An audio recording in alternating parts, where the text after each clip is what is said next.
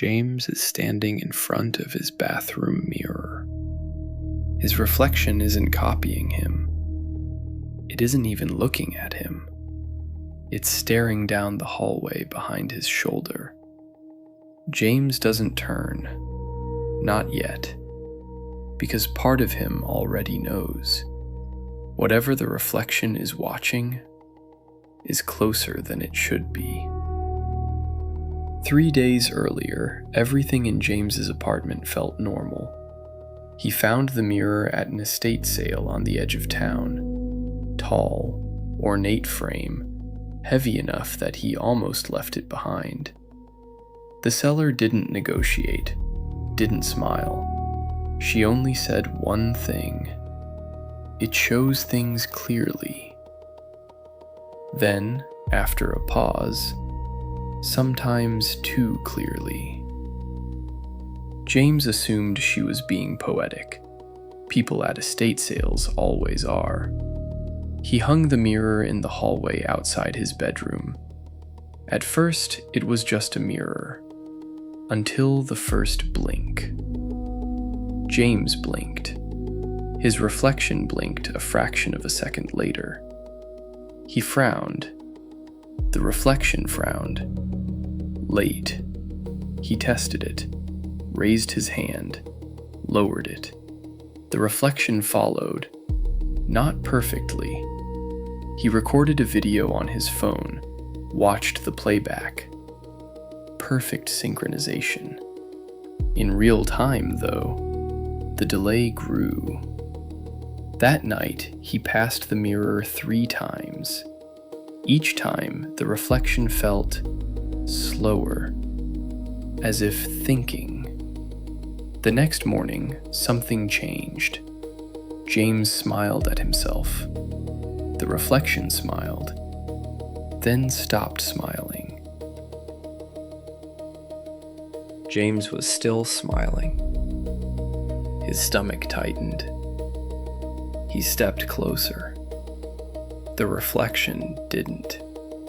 It stayed where it was, just slightly too far back in the hallway.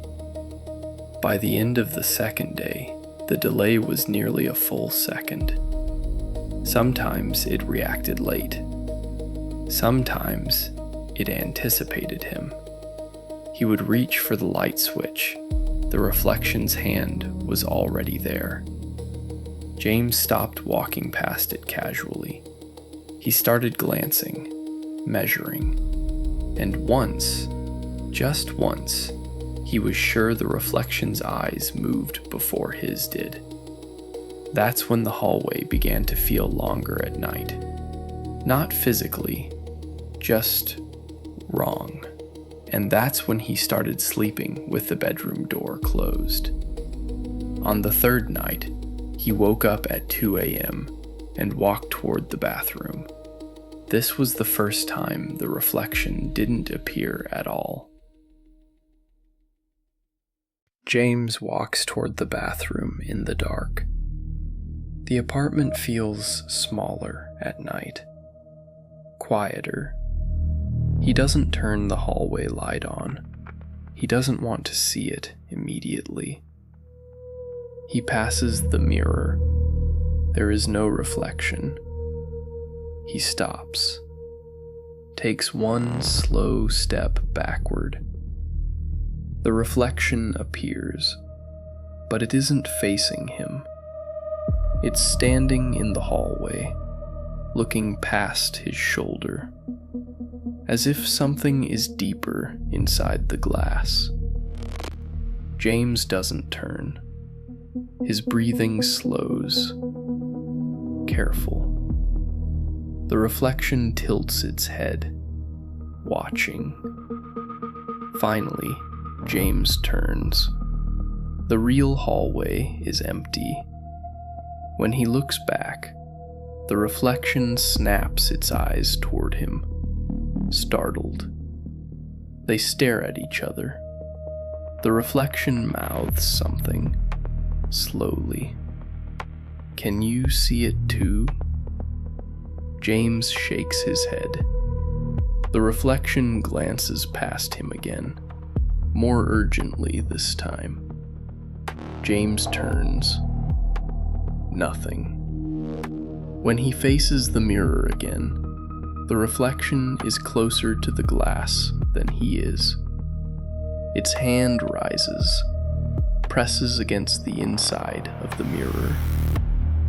James doesn't move. The hand on the other side trembles. Then the reflection whispers again. He can't hear it, but he can read the words. Not safe. The hallway light flickers. For a fraction of a second, the reflection disappears.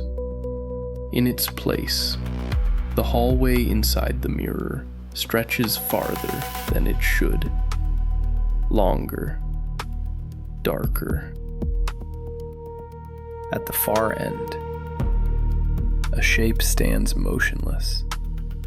James blinks.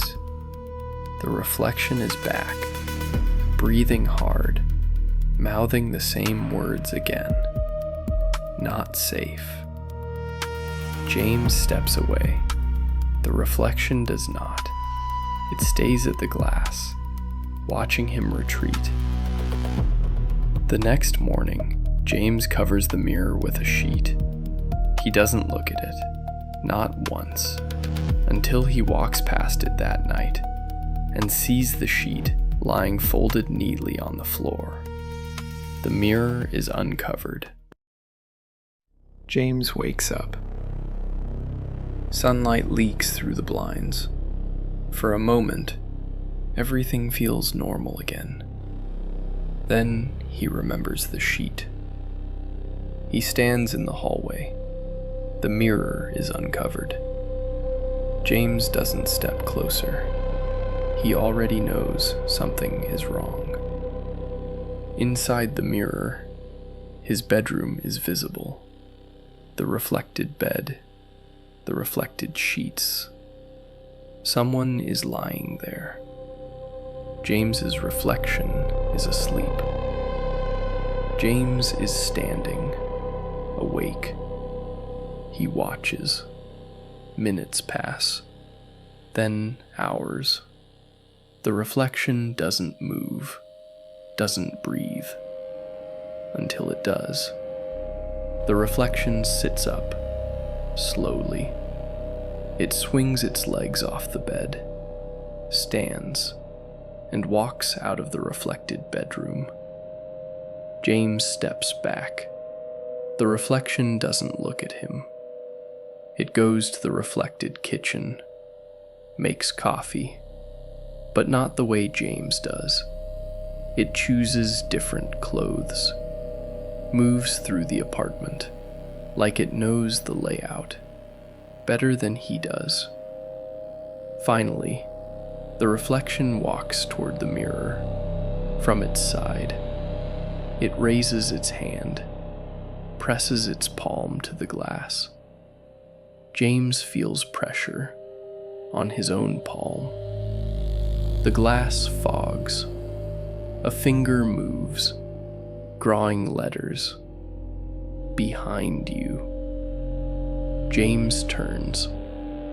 The hallway is empty. When he faces the mirror again, his reflection is gone. The reflected hallway stretches impossibly far. At the very end, a doorway stands open. A doorway that does not exist. Inside the doorway, a figure in a gray coat, not moving. James looks directly at it. Nothing is there. The reflection reappears suddenly, right in front of him, terrified, mouthing words. Don't let it through. James touches the mirror. His fingers sink inside. Cold. From the darkness, something slides out. A manila envelope. On the front, James's name. Inside, is the first thing that ever came through.